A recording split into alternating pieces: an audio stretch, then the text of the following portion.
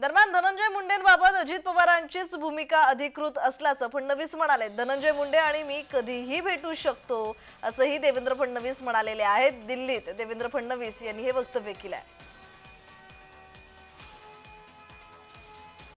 ते त्यांच्या कामाने आले होते, मी माझ्या कामाने आलो होतो, तर आमची भेट झाली नाही। पण सकाळी आमची भेट झाली होती, कारण आम्ही म्हणजे त्याच्यापूर्वी कॅबिनेटमध्ये वगैरे काल सगळं आमची भेट वगैरे झाली होती। त्यामुळे धनंजय मुंडे हे आमच्या मंत्रिमंडळातले मंत्री आहेत, त्यामुळे त्यांना भेटायची चोरी नाही।